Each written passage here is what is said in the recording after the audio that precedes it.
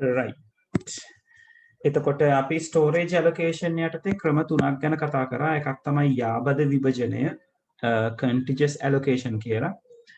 මෙතන සිද්ධ වෙච්ච දේ මම ටක් ගාලා පොඩ්ඩක් මතක් කරන්නම්. ෆයිල් ඇලොකේෂන් ටේබල් එක අපිට දීලා තියෙනවා. ෆයිල්ස් ಜಾති ටික දීලා තියෙනවා. ඒතර මේ අපි කතා කරන්නේ අපි කොහොමද ෆයිල් එකක් හાર્ඩ් ඩිස්ක් එකක ස්ටෝර් වෙන්නේ කියන එක. එතකොට ඒ ස්ටෝර් වෙන එක මේ ෆයිල් ಜಾති ටිකට අනුව හાર્ඩ් ඩිස්ක් එක මේ බ්ලොක්ස් වලට බෙදාගෙන තියෙනවා. රයිට්. ඒක ඒ බ්ලොක්ස් ප්‍රමාණය ඕගලන්ට ප්‍රශ්නයක් දෙනවා නම් දෙන්න ඕනේ. දැන් අද අපි කරන ප්‍රශ්නේදී මම බ්ලොක්ස් ගාන කීයක්ද කියලා දෙනවා. එතකොට ඔයගලන්ට තියෙන්නේ බ්ලොක්ස් බිඳුවේ ඉඳලා ඒ අදාළ ගාන වෙනකම් කවුන්ට් කරලා ලියා ගන්න. රයිට්. ඊට පස්සේ මේ ෆයිල් එක මෙතන ෆයිල්ස් කීපයක් තියෙනවා. ඒ ෆයිල්ස් ටික යාබද විභජනය යටතේ කොහොමද ඇලොකේට් කරලා තියෙන්නේ කියලායි පෙන්නලා තියෙන. ඒතර ෆයිල් A එක දෙවෙනි බ්ලොක් එකේ පටන් ගන්න තියෙනවා. එයාගේ ලෙන්ත් එක 3ක් කියලා තියෙනවා. ඒ කියන්නේ දෙකෙන් පටන් අරන් 2 3 4 කියන බ්ලොක්ස් ටික පිරෙන්න ඕනේ. ඊළඟට ෆයිල් B එක ගත්තොත් 9 වෙනි බ්ලොක් එක තමයි ස්ටාර්ටින් බ්ලොක් එක.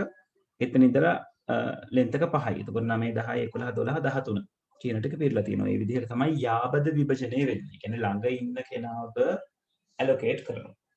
right. ඔය විදිහට ඔයගලන්ට දැන් ඔකේ ප්‍රශ්නයක් එන්න පුළුවන් විදිහ තමයි allocation table එක දීලා allocate කරන්න කියන්න පුළුවන්. නැත්නම් මේ allocate කරලා තියෙන විදිහ දීලා table එක derive කරන්න කියන්න පුළුවන්. right. ඔය දෙපැත්තට තමයි ගැටලුවක් අහන්න පුළුවන් වෙන්නේ. ආයි මේකේ theory කොටස් ටික එතකොට මේකේ තියෙන අපි කතා කරා වාසි ටික තමයි ඉක්මනට ෆයිල් එක access කරගන්න පුළුවන් ළඟ තියෙන නිසා blocks ටික. හැබැයි ෆයිල් එක ලොකු කරන්න බෑ. හේතුව තමයි ළඟ තියෙන බ්ලොක්ස් නැති වෙච්ච ගමන් ෆයිල් එකට ලොකු වීමේ හැකියාවක් නැති වෙනවා. දැන් අපි උදාහරණයක් ඉදිරියට ගත්තේ ඔය ෆයිල් C කියන එක කෙනා 18න් පටන් අරන් 25න් ඉවර වෙන කෙනා. අපි ඒ ෆයිල් එක ආයෙසරයක් එඩිට් කරලා සේව් කරන්න බැලුවොත් සේව් කරන්න දෙන්නේ නැහැ hard disk එකේ. මේ ක්‍රමයට නම් ගිහිල්ලා තියෙන්නේ. ඊළඟට linked allocation කතා කරා. linked allocation කියලා කියන්නේ එතන එක ෆයිල් එකක් සම්බන්ධයෙන් විතරයි කතා කරේ. මොකද එයාට මුළු hard disk එක පුරාම ෆයිල් එක සේව් කිරීමේ හැකියාව තියෙන නිසා. එතකොට ඒක පටන් ගන්න බ්ලොක් එකක් තියෙනවා. ඒ බ්ලොක් එක අවසානයේදී කියනවා ඊළඟ බ්ලොක් එක මොකක්ද කියලා. ඊළඟ බ්ලොක් එක වෙත යනවා. එතකොට ඒ බ්ලොක් එක පුරවනවා. ඒක අවසානයේදී කියනවා ඊළඟට එයා යුතු බ්ලොක් එක මොකක්ද කියන එක. ඒත් ඒ වගේ linked වෙවි බ්ලොක්ස් ටිකේ references තියාගන්නවා.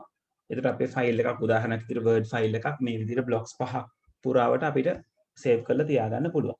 එතකොට අපි Word ෆයිල් එක ආයි අරගෙන edit කරලා save කරොත් තව block එකක් අවශ්‍ය නම් දැන් මෙයා අන්තිමට ඉන්නේ 28 වෙනි block එකේ. තව block එකක් අවශ්‍ය නම් 28 වෙනි block එකේ ඒගොල්ල operating system එක තීරණය කරන block එක 30 නම් pointer එක හැදෙනවා 28න් පස්සේ යන්න ඕනේ 30 ගාවට කියලා. ඊට පස්සේ 30 කියන එක පිරෙන්න පටන් ගන්නවා. ඒකට තමයි linked allocation කියන එක කියලා අපි කතා බහ කරේ. ඊට පස්සේ අපි කතා බහ කරා index allocation ගැන. index එක allocate කරන විදිහදී කතා කරේ block එකක් තියෙනවා. ඒ block එක හඳුන්වන්නේ index block එක කියලා. එතකොට index block එක ඇතුලේ තමයි ෆයිල් එකට අදාළව තියෙන අනෙක් blocks ටික පිළිවෙලින් සඳහන් වෙලා තියෙන්නේ. එතකොට ඒ index එකේ තියෙන පිළිවෙලට ඒක හරියට අර පොතක පටුනක් වගේ මුලින්ම යන්න ඕන කොතනටද ඊළඟට යන්න ඕන කොතනටද ඊළඟට යන්න ඕන කොතනටද කියන එක රිෆර් කරගෙන යනවා. එතකොට මේකේ තියෙන මුලින්ම පළවෙනි block එකට ඊළඟට 8 වෙනි block එකට ඊළඟට 3 වෙනි block එකට ඒ විදිහට යන්න කියලා. එතකොට මෙතන file allocation table එක හැදෙන්නේ file name එකයි index block එකයි ගැන විතරක් මේව කළා. එතකොට operating system එක කරන්නේ file name එකට අදාළ index block එක බලනවා. ඊට පස්සේ index block එක ගාවට ගිහිල්ලා තමයි file එක කොහොමද read කරන්න ඕනේ කියන එක දැනගන්නේ. දැන් කලින් අවස්ථාවවලදී කෙලින්ම file allocation table එකෙන් එයාට හැකියාව තිබුණා අදාළ block එකේ ඉඳලා පටන් අරගෙන ඉස්සරහට යන්න. right. ඔය කියන ಜಾති තුන තමයි අපි කතා බහ කරේ. එතකොට අද අපි ඕකෙන් පොඩි ප්‍රශ්නයක් කරමු මේ ප්‍රතිකණ්ඩනීකරණය කියන එකට යන්න කලින්. right හරි ඔය සම්බන්ධයෙන් මොනා හරි ගැටලු තියෙන අය ඉන්නවා නම් කතා කරන්න මේ අතරතුරේ. එතකොට මම ප්‍රශ්නේ දානවා ඕගොල්ලෝ මේ ප්‍රශ්නේ ඇඳගෙන ලියාගෙන වැඩේ ඉවර කරන්න ඕනේ. right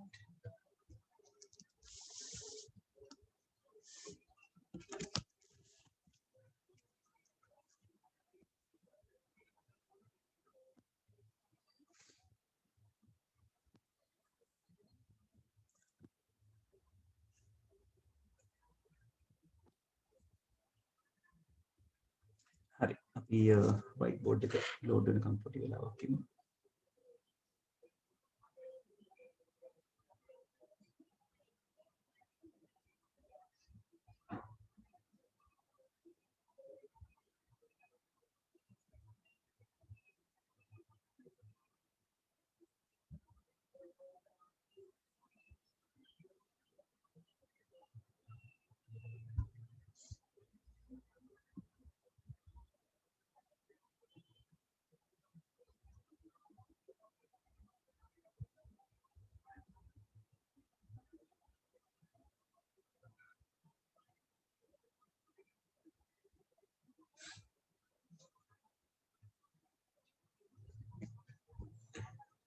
හරි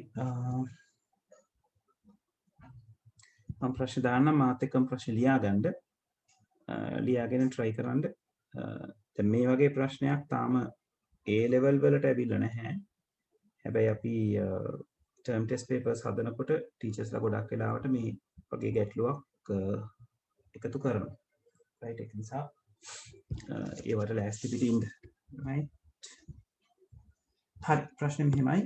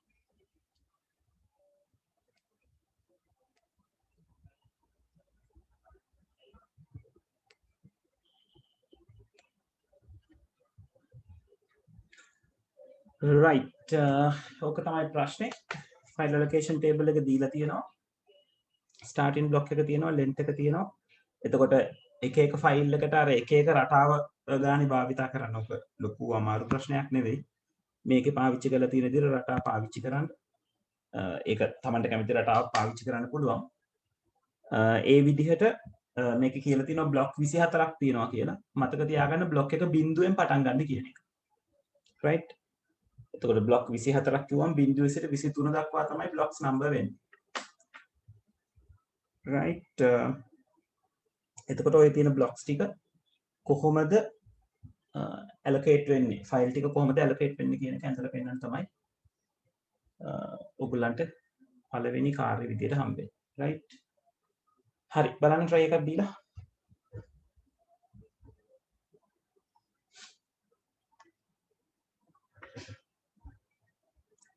කුසල් ඔළුවට ගියාද කියපු දේවල් ටික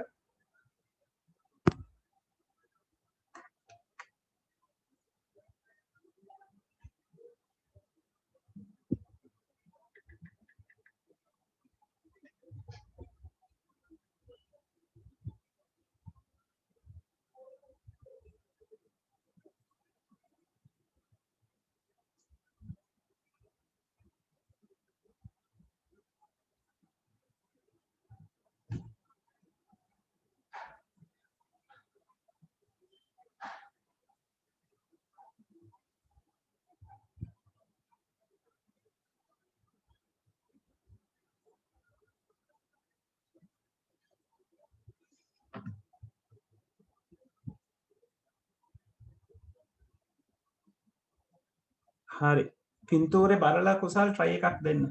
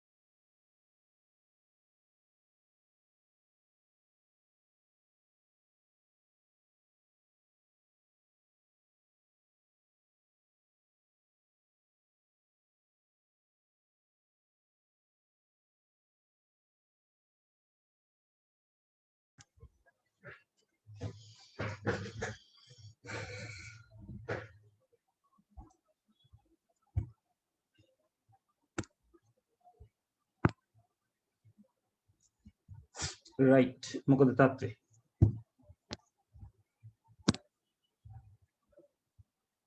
දිල්ෂාන් කරගෙන යනවද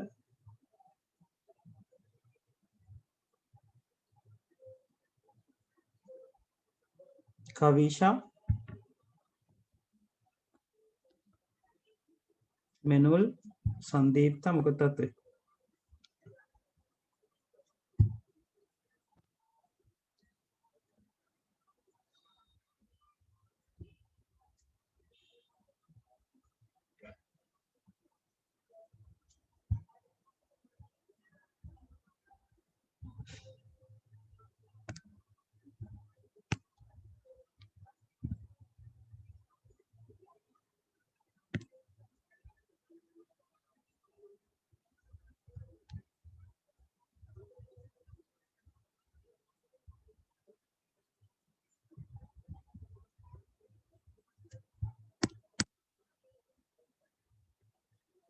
right හරි හරි හරි මන්ත විනාඩි 6කින් 6:44 වෙලා 6:50ට අඳින්න ගන්නවා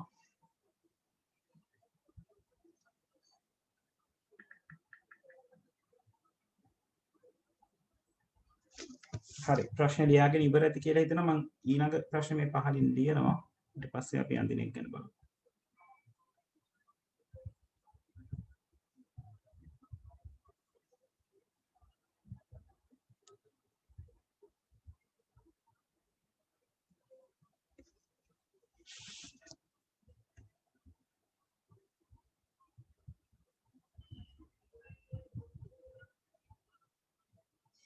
ඊළඟ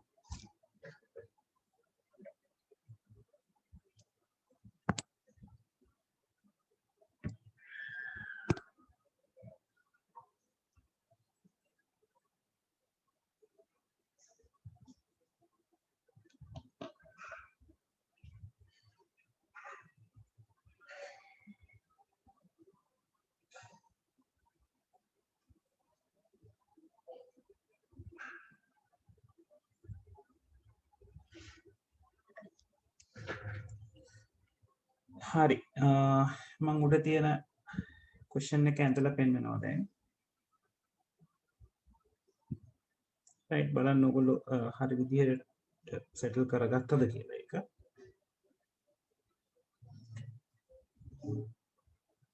එතකොට මම ප්‍රශ්නේද කියලා තියෙනවා 24 කියන එක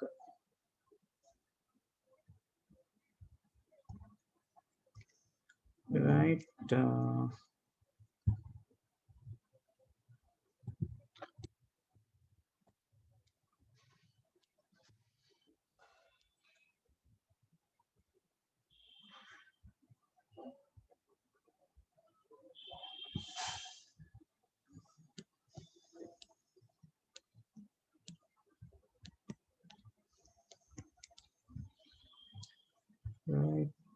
ඔය විදිහේ බ්ලොක් සෙට් එකක් එන්නේ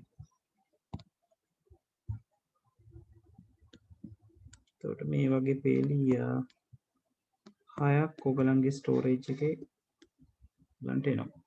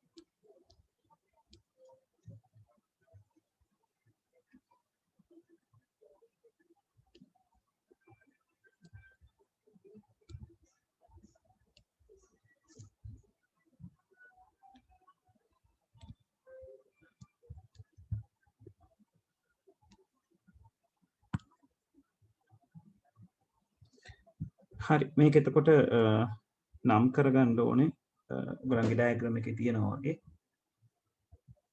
බිඳුවෙන් පටන් අරගෙන තමයි නම් කිරීම කරගෙන යන්නේ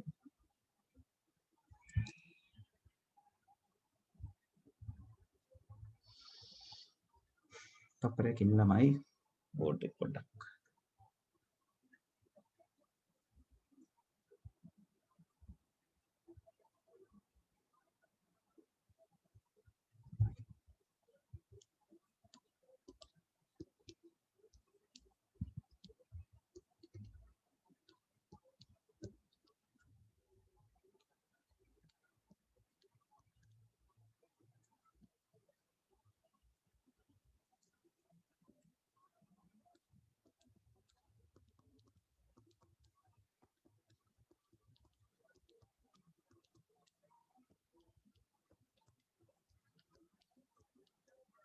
right ඊට පස්සේ තියෙන්නේ ඕගලන්ට විවිධ රටා පාවිච්චි කරලා මේ බ්ලොක්ස් ටික පෙන්වන එක. ඒත් මේකේ තියෙනවා දෙකෙන් පටන් අරගෙන ක්ලාස් ෆයිල් නේම් A එක දෙකෙන් පටන් අරගෙන බ්ලොක්ස් හතරක් ලෙන්ත් එක හතරක් කියලා තියෙනවා. එතකොට මම මේ විදිහට ඒක ඉන්ඩිකේට් කරන එක කරනවා.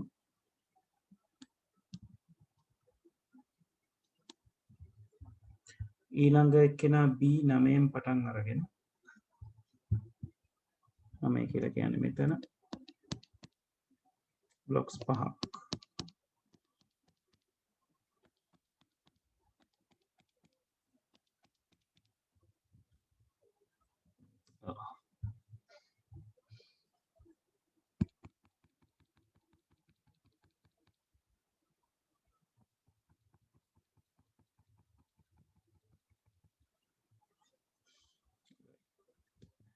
ආයි මොලේ ඉඳලා දින්න වෙනවා අපිට.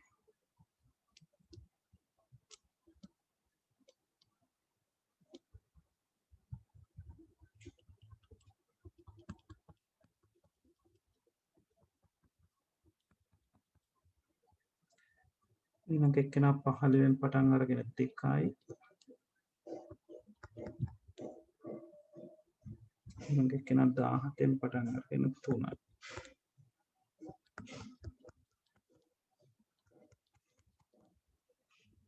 එක්කෙනා 21 වෙනි පටන් අරගෙන 3ක් විදියට තියෙනවා. හරි. ওই විදියට ලකුණු කිරීම විතරයි ඔයගලන්ට කරන්න තියෙන්නේ. රයිට්. ඒතර කොහොම ප්‍රශ්නයක් ආවොත් හරි ලේසි. නමුත් ඔයගොල්ලෝ concept එක දැනගෙන ඉන්න ඕනේ.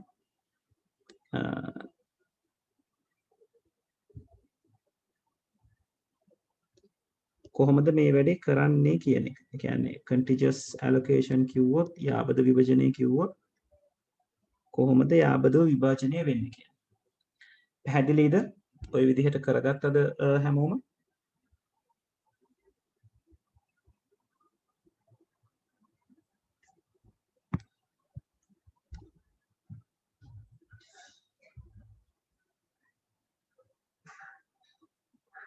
කන්ෆර්ම් කරන්නකො කට්ටිය.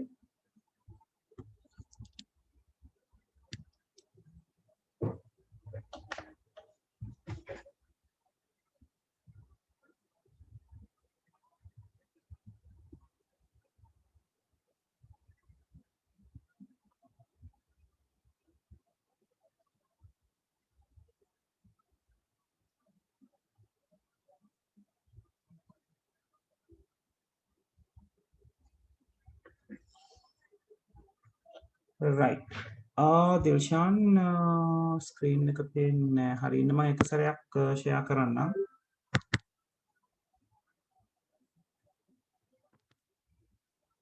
දැන් පේනවද දිල්ෂාන්?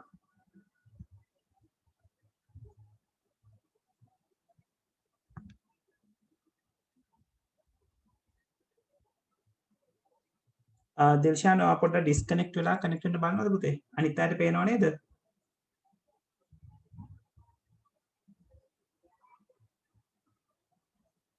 right. හරි. ඩිස්කනෙක්ට් වෙලා පොඩ්ඩක් කනෙක්ට් වෙන්න බලන්න.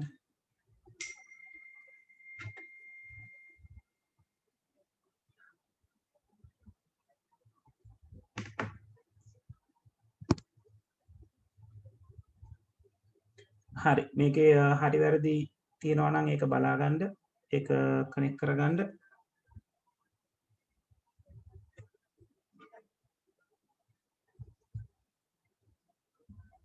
විනාඩියක් දෙන්නම්. right දිල්ෂාන්. බලන්න දිල්ෂාන් හරිද කියලා. මෙතන පහළ තියෙනවා ඊළඟ ප්‍රශ්නේ. ඒ කට්ටිය උඩේ කිවර අය ඊළඟ ප්‍රශ්නේ අරගන්න. Q2 කියන.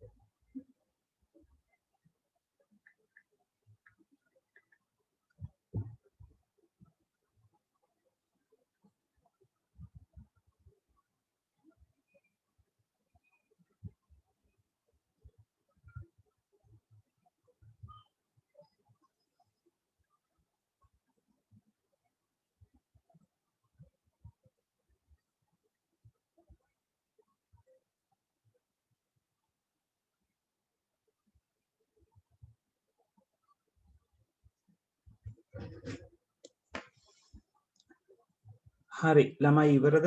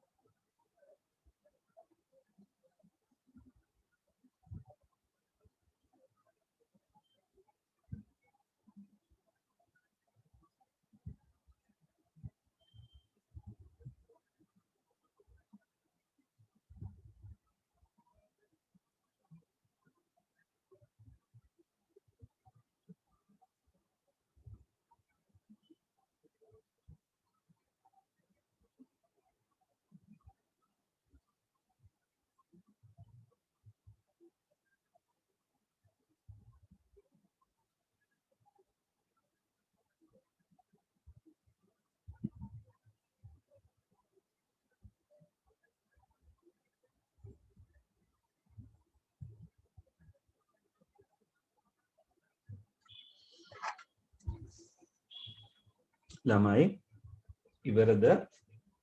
තව වෙලා ඕනේද?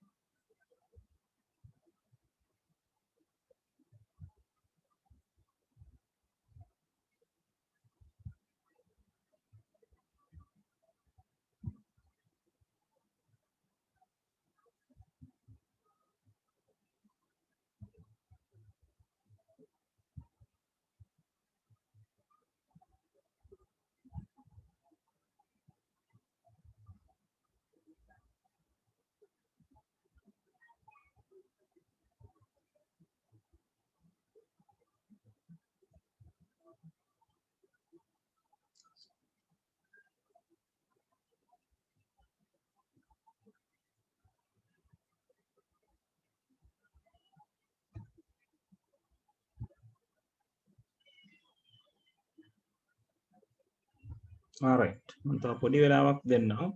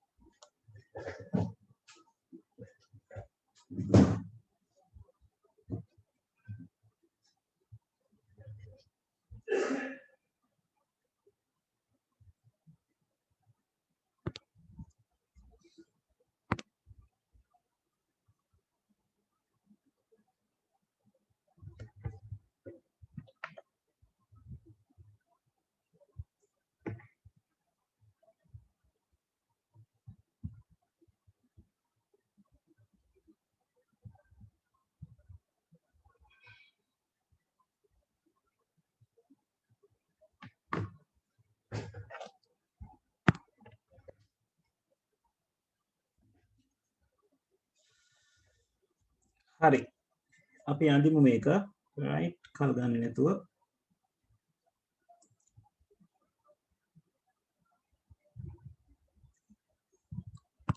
right ඒතර කලින් විදිහටම අපිට hard එක ඇඳ ගන්න තියෙන්නේ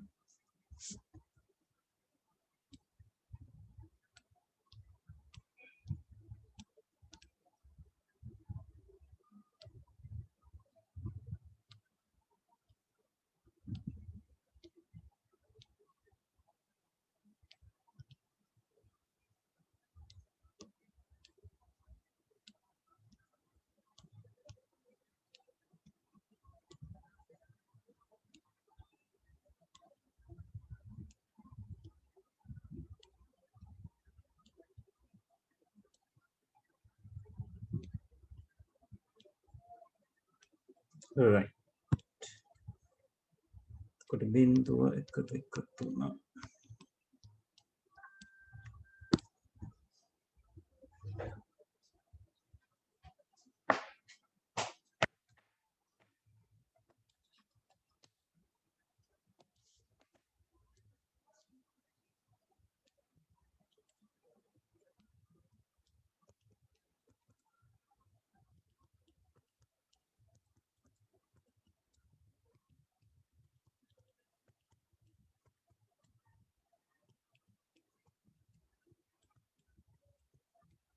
right ඒතර මේක කියලා තියෙන්නේ තුන්වෙනි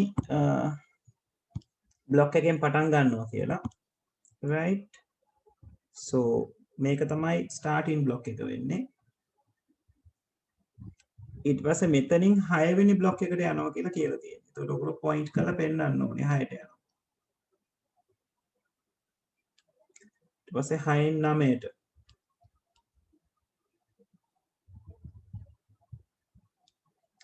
right ඊට පස්සේ 9න් 11ට.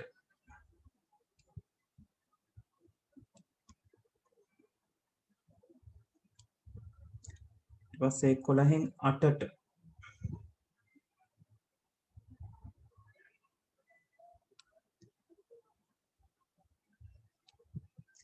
ඊට පස්සේ 8න් 15ට.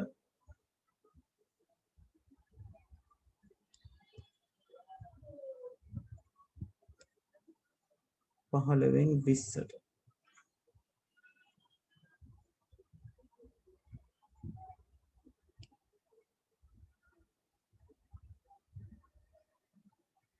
right ඕක තමයි සබැඳි විභාජනය linked allocation කියන එකට අදාළව අපිට ඇඳලා ඉවර කරන්න තියෙන ඊළඟට ඔයගලන්ට කියලා තියෙනවා මොනවාද file allocation table එකත් ලියන්න කියලා නේද ඒතර file allocation table එක ලියන්න කිව්වම ඕගොල්ලෝ මෙන්න මේ විදිහේ allocation table එකක් ලියවෙන්න ඕනේ file එකේ නම starting block එක සහ length එක right put in on a file name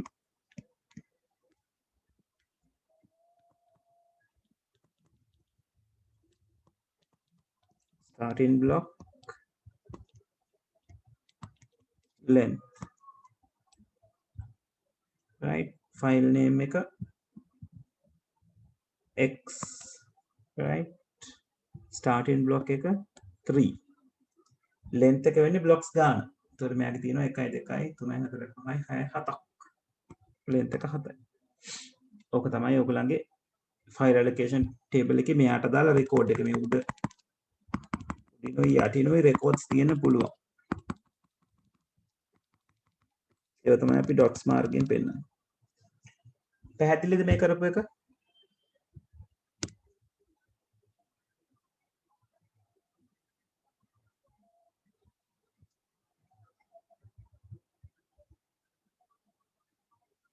ළමයි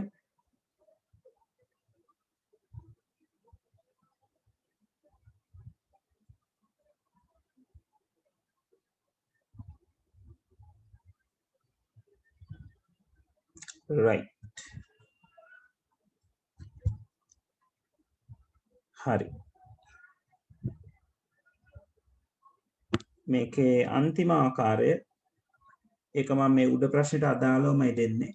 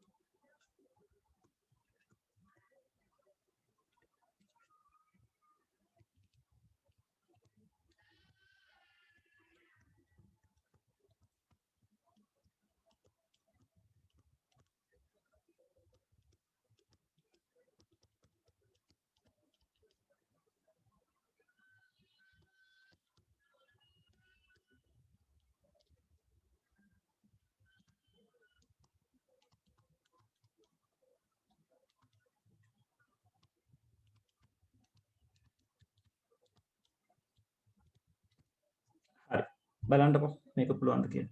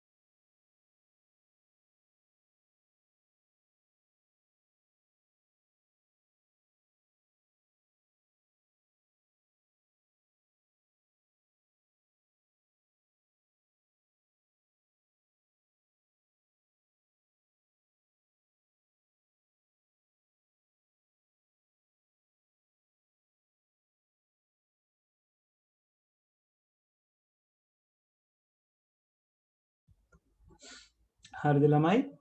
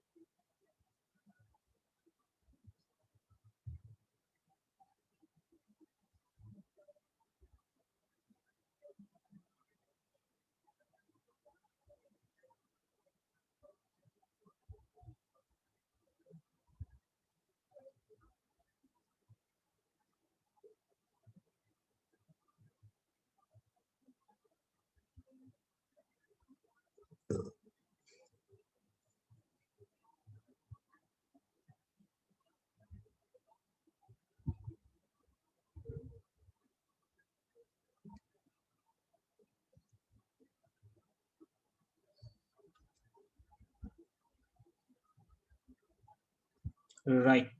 හරි. එක්කෙනෙක් ඉවරයි අනිත් අය.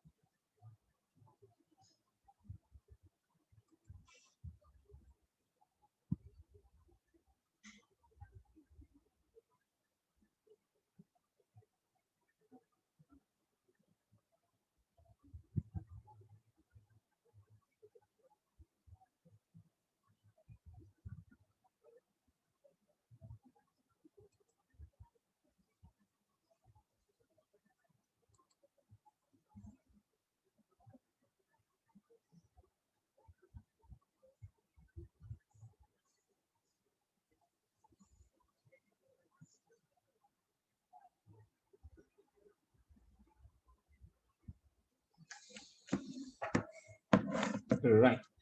හරි. මම එහෙනම් ඇඳලා පෙන්නන්නම්.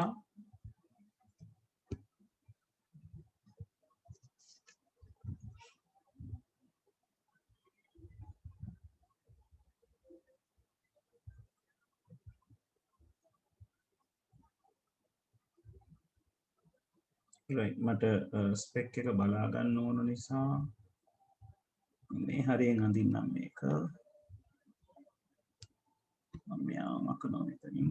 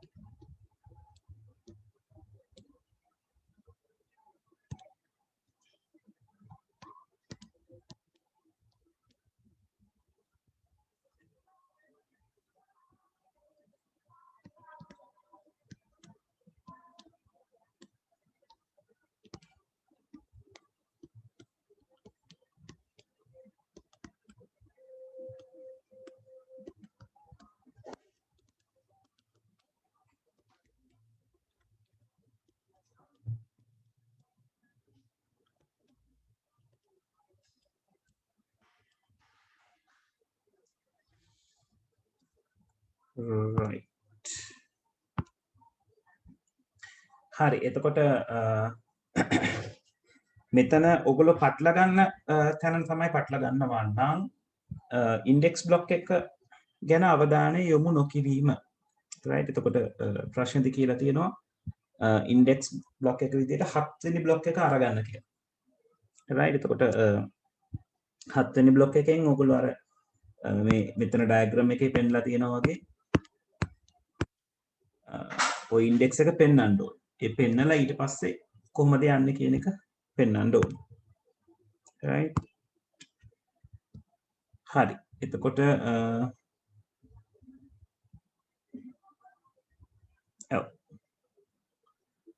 මං 7 කියන කෙනාව එක්ස්පෑන්ඩ් කරගන්නවා. එතකොට මගේ පිළිවෙල වෙන්නේ 3ෙන් ආරම්භ වෙනවා කියලා කියන්නේ 3 6 අමකෝ 9 11 8 15 20 ඔය කියන ටික තමයි ඉන්ඩෙක්ස් එක විදිහට වැඩ කරන්නේ. කොහොම අපි පෙන්වන්න ඕන. right ඊළඟට අපිට තියෙන්නේ සරලව මේ පිළිවෙලට ඊතල ගහලා පෙන්වන එක. එතකොට 3 වෙනි එකට යනවා. ඊළඟට 6 වෙනි එකට යනවා. sorry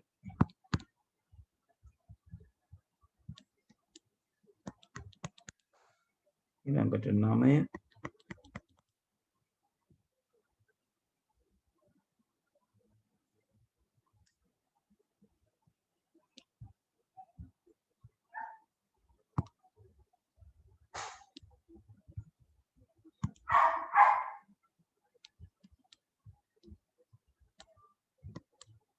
ඊළඟට 11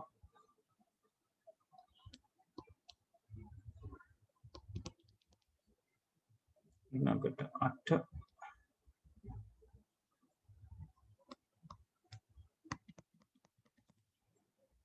ඊළඟට 15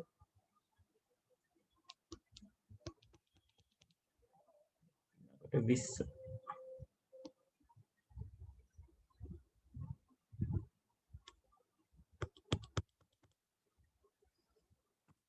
right ඔහොම කම්ප්ලීට් වෙන්න ඕනේ.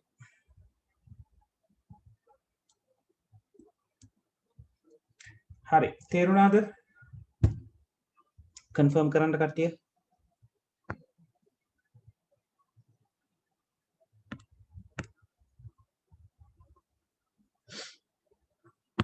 බලන්න හරි වැරදි හරියට සෙටල් කරගත්තද කියලා.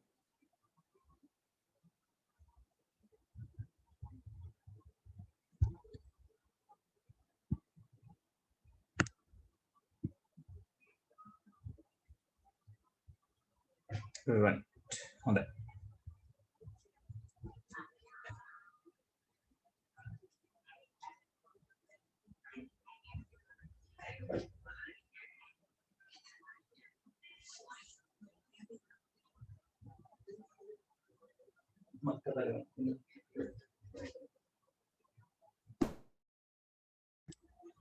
හරි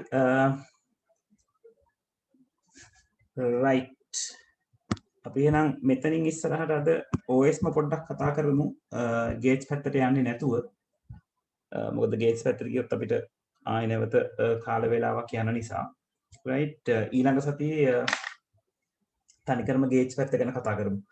ළමයි මට පොඩ්ඩක් කියන්න ඔයගලන්ට මේ ටයිම් එක අපහසුද කියන එක. 6 කියන ටයිම් එක කාට හරි අපහසුයක් තියෙනවද? අපහසුයක් තියෙනවා නම් පොඩ්ඩක් මෙන්ෂන් කරන්න ගියසදෙත් අපි කතා බහ කරා. හරි. right එහෙනම් අපි මතක තියාගන්න 6:00ට තමයි අපි යන්නේ ඉස්සරහට. right ඒක ඔළුවේ තියාගන්න. right හරි මෙතන අපි කතා බහ කරා ඔය allocation methods වලට පස්සේ අපි කතා බහ කරන්නේ මේ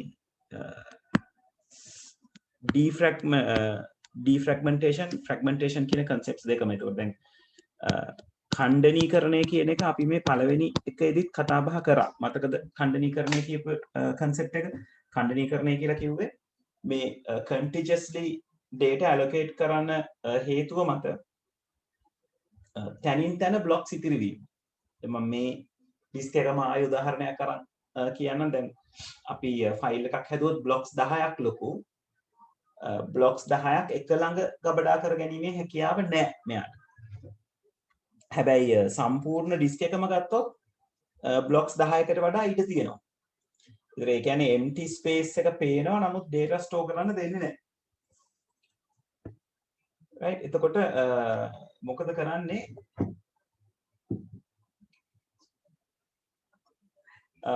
අපි ඔය සිද්ධ වෙලා තියෙන සිද්ධියට අපි කියනවා ඛණ්ඩනීකරණය නැත්නම් fragmentation කියලා. ඒක අපිට නතර කරගන්න පුළුවන්. අපේ කම්පියුටර්ස් වල තියෙනවා defragmentation කියලා utility program එකක්. ඔයගලන්ට පෙන්නන්නම්.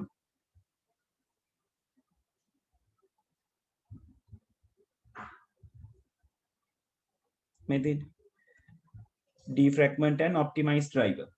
එතකොට දැන් මෙතනදී දැන් මේක ගොඩාක් වෙලාවට අපි නිරන්තරයෙන් රන් කරන්න යන්නේ නැහැ. අපිට අවශ්‍ය නම් මේක අපිට කනෙක්ට් කරලා තියෙන external device එකකට උනත් කරන්න පුළුවන්. right ඒ කියන්නේ pen drive එකකට වගේ දෙයකට handle කරගන්න පුළුවන්. හැබැයි ඒකට අපිට අර external devices handle කරන third party software එකක් manage කරගන්න ඕන. directly මේකෙන් facility කරන්නේ. හැබැයි මෙතන facilitate කරනවා hard disk එකට. ඒ කියන්නේ connect කරලා තියෙන device එකට. right එතකොට මෙතනදී ඇත්තටම සිද්ධ වෙන දේ තමයි ඔයගලන්ගේ ඔය පින්තූරකින් පෙන්ලා තියෙන ඊළඟ පිටුවේ 14 වෙනි එකේ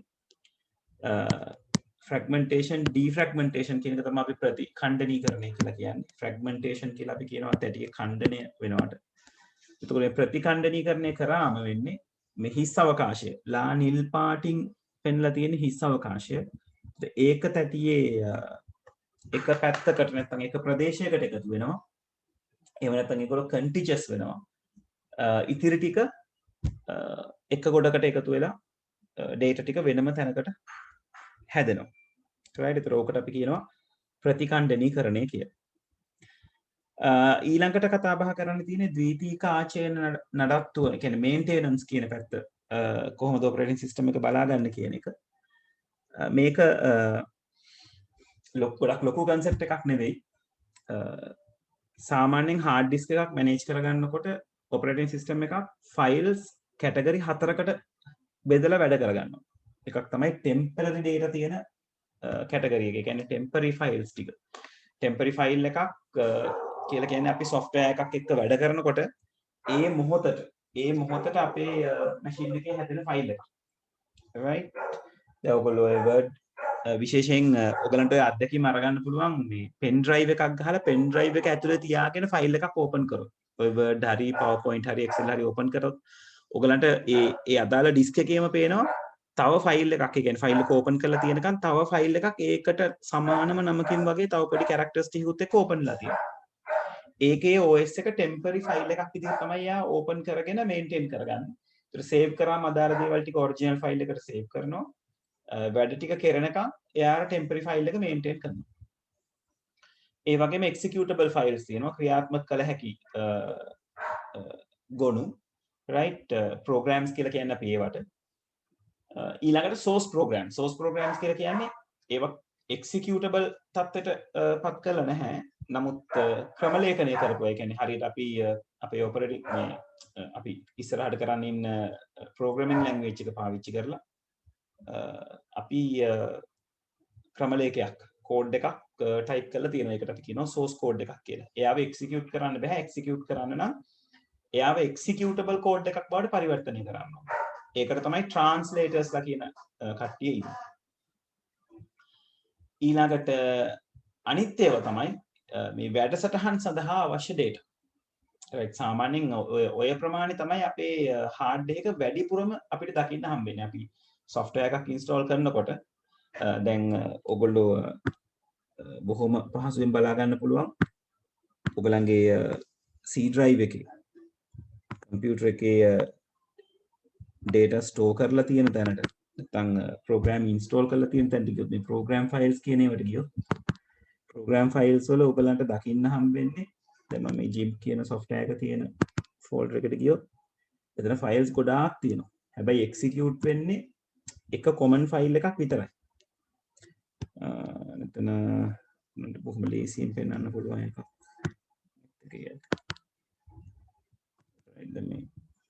මේ Acrobat Reader කියලා අපි PDF ෆයිල් එකක් කියව ගන්න පාවිච්චි කරන software එක. ඒතර මේකේ ඇත්තටම execute වෙන්නේ මෙන්න මෙයා විතරයි. හැබැයි ඊට අමතරව තව files ගොඩාක් තියෙනවා ඔයගලන්ට install වෙලා. ඒතර ඒ කියන්නේ executable file එකත් එක්ක refer වෙන data ගොඩක් තියෙනවා. ඒක manage කරගන්නේ operating system එකකින්. අපි file එක software එකක් install කරනකොට එයා කොතනටද install වෙන්නේ කියලා අපෙන් requirement එක අරගෙන එතන අදාළ folders ටික හදලා ඒ අදාළ files ටික store කරලා හරි පිළිවෙලට ඒකට ගැලපෙන විදිහට ඒ structure එක හදාගන්නේ. software එකම තමයි ඒකට instruction දෙන්නේ මේ විදිහට කරන්න අවශ්‍යයි කියලා. නමුත් ඒ structure එක හදාගන්න උදව් වෙන්නේ operating system එක. right? හරි ඊළඟට කතා බහ කරන්න තියෙන්නේ මේ disk එකක් format කරගන්න විදිහ ගැන. right? ඒතර මෙතනදී මේ format කරන technical details අපි කතා කරන්නේ නැහැ. අපි සාමාන්‍යයෙන් කියනවා අපි hard disk එකක් market එකෙන් brand new මිලදී ගත්තොත්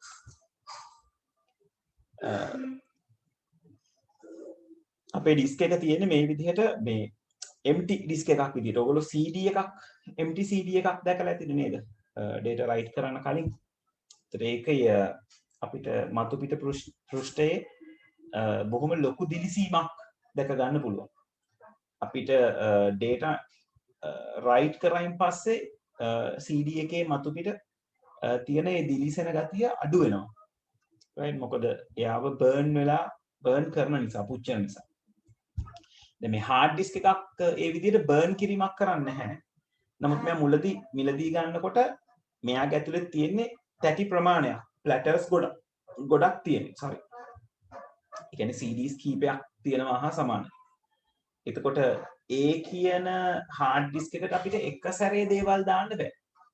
මොකද hard disk එක දැනගෙන ඉන්න ඕනේ දත්ත ආවයින් පස්සේ ගබඩා කරන්නේ කොතැනද මොන ආකාරයටද කියන එක. මොන ආකාරයටද කියලා කියන්නේ file system එකක් එයා ගාව තියෙන්න ඕනේ. දැන් අපි කලින් කතා කරන්නේ අර FAT file system එක NTFS file system එක කියලා. නිසා ඒ වගේ තව file systems තියෙනවා. ඒතර මොන ආකාරයටද ඒක ගබඩා කරන්නේ කොතනද ගබඩා කරන්න කියන එක එයාට කියලා තියෙන්න ඕනේ. ඒතර අලුත්ම disk එකක් ගත්තම ඒක read කරගන්න බෑ operating system එකකට formatting කියන ක්‍රියාවලිය සිද්ධ කරන්නේ නැතුව. ඒතර මුලින්ම disk එකක් ගත්තම ඒකේ මුකුත් data install කරන්න බැරි නම් operating system එකෙන්ම message එකක් දෙනවා. මේ disk එක format කරන්න ඕනේ මේක format කරලා නැහැ කියලා. ඒතකොට format කරනවා කියන එක අදියර කීපයකින් සිද්ධ වෙනවා. එකක් තමයි මුලින්ම මේ format කිරීම ඇත්තටම අදාළ වෙන්නේ file system එක හඳුන්වන දෙන්න. මුලින්ම කරන්නේ මේ කියන CD එක partition කර ගැනීම. partition කරගන්නවා කියලා කියන්නේ operating system එකකට logically අඳුන ගන්න පුළුවන් වෙනවා. දැන් අපේ Windows Explorer ගියාම අපේ දැන් මගේ PC එකේ නම් drivers දෙකක් පෙන්නනවා C එකයි D එකයි. ඒතර මේ තියෙන්නේ physically එකම drive එක. එකම hard එක.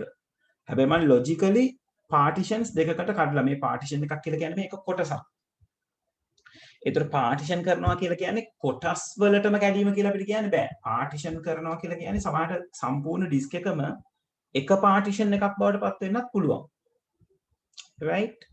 ඔයගලන්ට partition වල details බලා ගන්න operating system එකේ තියෙනවා තව program එකක් disk management කියලා.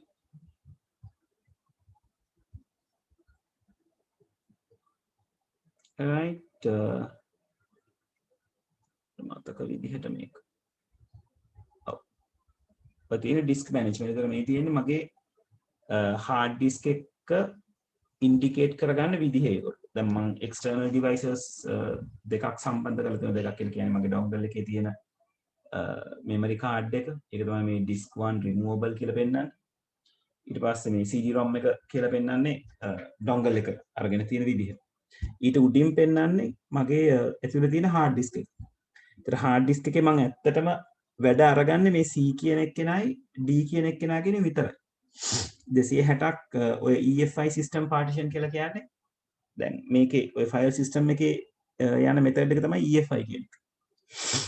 right ඊළඟට මේ volume D එකයි C එකයි මම NTFS වලින් තමයි තියාගෙන ඉන්නේ. ඊළඟට මේ 951 MB කියන්නේ gigabyte එකකට ළඟ ප්‍රමාණයක් C එක වෙනුවෙන් තියාගෙන ඉන්නවා.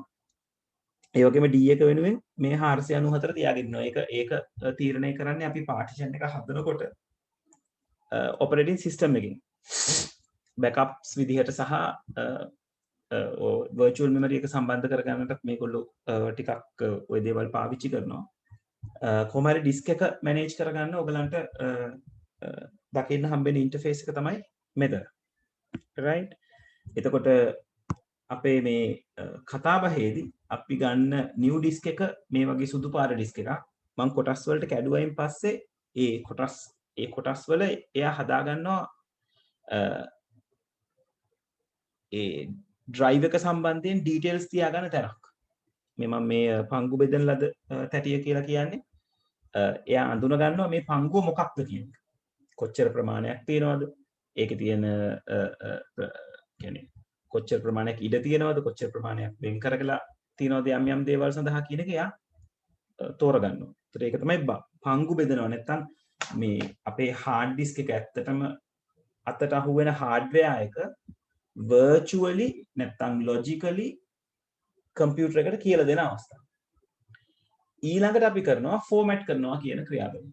format කරාම තමයි ඇත්තටම මේ දත්ත දාගන්න අවශ්‍ය වෙන අර අපි දැන් ඔය allocation methods කරනකොට blocks කියලා කතා කරන්නේ. blocks කියලා කතා කරාට අපිට මේ hard disk එක ඇතුළට එනකොට ඇත්තටම අපි ඇත්තම components කතා කරනකොට අපි කතා කරන්නේ clusters කියන වචනේ. ඒතර ඒ clusters කොහොමද ඒ cluster එකක් ඇතුලේ මේ තියෙන මේ පොඩි කුඩා කොටස් කොච්චර ප්‍රමාණයක් තියෙනවද කොහොමද කියන එක හඳුනගන්නේ format කරලා ඉවරනයින් පස්සේ. ඊට පස්සේ ඒගොල්ලන්ට පුළුවන් අර අපි allocate කරනකොට block එක පිටවුවා වගේ මේ cluster එකක් ඇතුලේ තියෙන blocks ටික ඒගොල්ලන්ට පුරවගෙන යන්න file එක ගබඩා කිරීමට අදාළයි. right ඒක තමයි partition කරනවට අදාළව සිද්ධ වෙන දේ.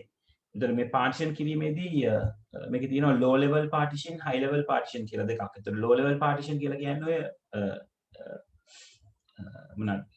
low level formatting high level formatting. පහළ මට්ටමේ හැඩසව ගැන්වීම සහ ඉහළ මට්ටමේ හැඩසව ගැන්වීම. ඒතර පහළ මට්ටමේ හැඩසව ගැන්වීමේදී තමයි ඔය partition කරලා දේවල් ටික අඳුන්වලා දෙන්නේ. ඉහළ මට්ටමේ හැඩසව ගැන්වීමේදී තමයි මොකද්ද file system එක කියලා හඳුන්වා දීමක් කරන්නේ. right හරි පැහැදිලිද මෙතනට එනකම්?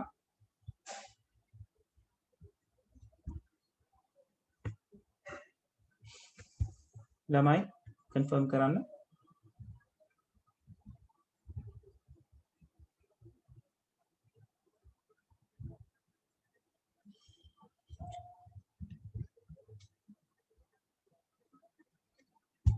right හොඳයි. අපි මේ concept එක කතා කරලා අද session එක නතර කරමු. මෙතන කතා කරන්නේ මේ format කරපු disk එකකින් ආයි data recover කරගන්නේ කොහොමද කියන එක. මෙතනට එන්න කලින් පොඩ්ඩක් මෙතන මේ formatting වලදී අපිට disk එකක් format කරනවා කියන එක already format කරලා තියෙන disk එකක් format කරන්න පුළුවන්. ඒ කියන්නේ දැන්ටමත් හැඩසව ගන්නලා තියෙන එකක් අපිට නැවත වතාවක් හැඩසව ගැනීමක් කරන්න පුළුවන්. right මගේ මේ disk වලට ගියාම මට පුළුවන් මෙයාව right click කරාම format කියන option එක ඔයගලන්ට පේනවා මෙතන මේ list එකේ තියෙනවා. මේ තියෙන format කියන එක click කරලා මට පුළුවන් මේ මගේ hard එක format කිරීම කරන්න. නැත්නම් partition එක format කිරීම කරන්න. ඒතර partition එක format කරනකොට අනිවාර්යෙන් partition එකේ තියෙන data සම්පූර්ණයෙන් සුද්ධ කරනවා කියලා අපි කියන්නේ clear කරලා අලුත්ම partition එකක් බවට පත් කිරීම තමයි ඒගොල්ලෝ කරන්නේ. right ගොඩක් වෙලාවට ඔය දැන් අපි පෙන් ඩ්‍රයිව්ස් වලට වෛරස් එහෙම ඉෆෙක්ට් වුණාම ඉන්ෆෙක්ට් වුණාම ක්ලියර් කරගන්න විදිහක් නැත්නම් අපි කරන්නේ ඩිරෙක්ට්ලි එක ෆෝමැට් කරලා දාන එක. ඒත් ෆෝමැට් කරපු ගමන් තියෙන ඔක්කොම දේවල් වෛරස්ද මොනවාද කියලා දාලා නැහැ. ඔක්කොම දේවල් ටික නැති වෙනවා. නැති වෙලා නැවත අලුත් පෙන් එකක තියෙන ස්ටෝරේජ් එකක් ෆ්‍රෙෂ් ස්ටෝරේජ් එකක් එතනට ක්‍රියාත්මක වෙනවා. නැත්නම් එතන හැදෙනවා. රයිට් එකට එහෙම ක්‍රියාවලියක් කරන්න පුළුවන්. දැන් අපි පාර්ටිෂන් මේ ෆෝමැට් දැනට data තියෙන ඩිස්ක් එකක් ෆෝමැට් කරන්න යනකොට දැනට තියෙන data තියෙන ඩිස්ක් එකක් නෙවෙයි ඕනෑම වෙලාවක අපි ෆෝමැට් කරන්න ගියාම අපිට error message එකක් නෙවෙයි එයා alert එකක් දෙනවා. ඔයා මේක ෆෝමැට් කරන්න කියලා තියෙන්නේ. ඔයාගේ data මේ පාර්ටිෂන් එකේ තියෙන data ඔක්කොම ටික දැන් නැති වෙනවා, ක්ලියර් වෙනවා. ඒක නිසා බෑකප් කරගන්න අවශ්‍ය නම් බෑකප් කරගන්න කියලා. right එතකොට යම් කිසි විදිහකින් මේ hard disk එකක තියෙන data ඔයාට delete වෙලා ගියොත් නොදැනුවත්කමකින් හරි අත්වැරදීමකින් හරි delete වුණොත් permanently ඒ කියන්නේ normal delete වුණොත් නම් අපිට recycle bin එකෙන් restore කරගන්න පුළුවන්. permanently delete වුණොත් උදාහරණයක් විදිහට දැන් pen එකක් ඇතුලේ තියෙන file එකක් අපි delete කරොත් ඒක delete වෙන්නේ permanently. ඒක recycle bin එකට යන්නේ නැහැ. එතකොට එහෙම එකක් නැවත ගන්නවා කියන එක අපිට අර recycle bin එකේ තියෙන දෙයක් restore කරනවා වගේ බොහොම සුළු ක්‍රියාවලියකින් කරගන්න බෑ. අපිට ඒ සඳහා recovery tool එකක් අවශ්‍ය වෙනවා. right recovery tools කියන ඒවා අපි සාමාන්‍යයෙන් මිලදී ගත යුතු දේවල්. මොකද recover කරනවා කියලා free තියෙන දේවල් බොහෝ වෙලාවට recovery එක නිවැරදි ආකාරයෙන් කරන්නේ නැහැ. දැන් මට තියෙනවා බොහොම නරක අත්දැකීමක්. ඒ කියන්නේ නරක කියන්නේ ඒක කියන්නේ recover කරගන්න පුළුවන් වුණා. මම එක සැරයක් ෆයිල් කියන්නේ operating system එක install කරන වෙලාවේදී මගේ තිබ්බ නොදැනුවත්කම නිසා existing file system එක මම change කරා. right ඒක කියන්නේ අලුත් ඉන්ටර්නෙට් එකේ මම දැක්ක අලුත් ක්‍රමයක් හඳුන්වලා දීලා තියෙනවා අලුත් file system එකක් එක්ක අපිට ඒ පැත්තට ෆෝමැට් කරන්න පුළුවන්ද කියලා බලවම hard එකේ ඒ option එක දුන්නා. GDP නෙමෙයි. මට මතක නැහැ. මොකක් හරි එහෙම file system එකක්. ඒත් මගේ තිබුණේ NTFS. මම එතකොට මං අලුතෙන් Windows install කර හිටියේ. එතකොට මට හිතුණා right C එක මං අලුත් විදිහට change කරලා දානවා කියලා.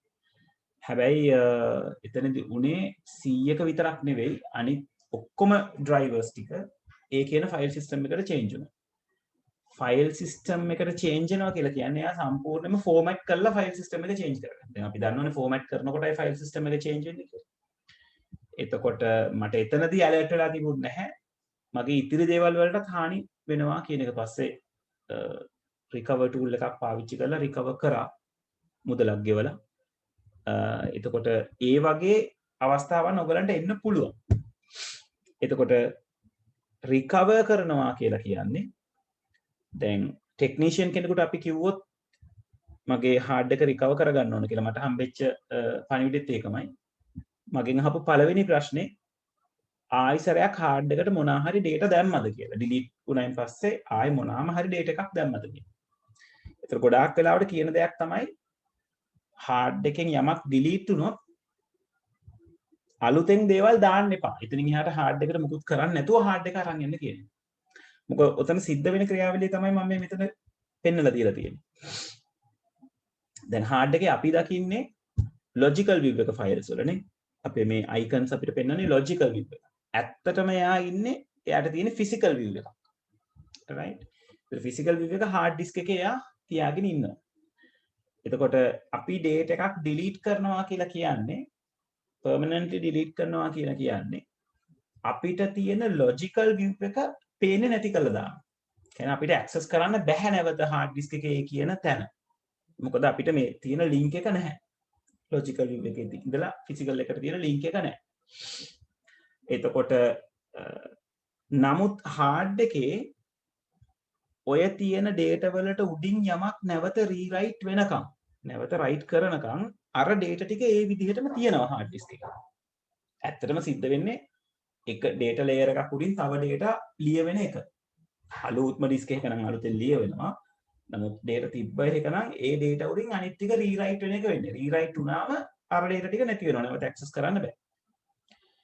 එතකොට ඒකයි hard එකකට මොකක් හරි ප්‍රශ්නයක් වුණොත් delete වෙලා මොකක් හරි ගැටලුවක් වුණොත් නැවත දේවල් copy කරන්න එපා නැත්නම් අලුතෙන් දේවල් දාන්න එපා කියන්නේ. මොකද වැරදිලා නෙවෙයි කියන්නේ. නැවත ලියනකොට එයාර delete කරපු තැන write කරගත්තොත් recover කරන්න බෑ. recover tool එකකටවත් recover කරගන්න බෑ. එතකොට එහෙම නොකර අපි ගිහින් දුන්නොත් hard එක මෙන්න තිබුණා data delete වුණා මුකුත් කරේ නැහැ කියලා recovery tool එකට පුළුවන් අර logical view එක නැවත හදන්න. ඒ කියන්නේ link එක නැවත හදන්න. ඒතර link එක නැවත හැදුවම අපිට පුළුවන් එයාව double click කරාම ආයෙතර අපේ අදාළ data එක අරගන්න. right? එතකොට අපි recover කරනවා කියලා කියන්නේ ඔන්න ඕකට. තේරුණාද? මම මේ පින්තූරෙන් පෙන්නලා තියෙනෙත් ඒකයි. link එකක් තියෙනවා delete කරනවා කියන්නේ link එක නැති වෙනවා. recover කරනවා කියලා කියන්නේ link එක නැවත හදනවා කියන එක. පැහැදිලිද?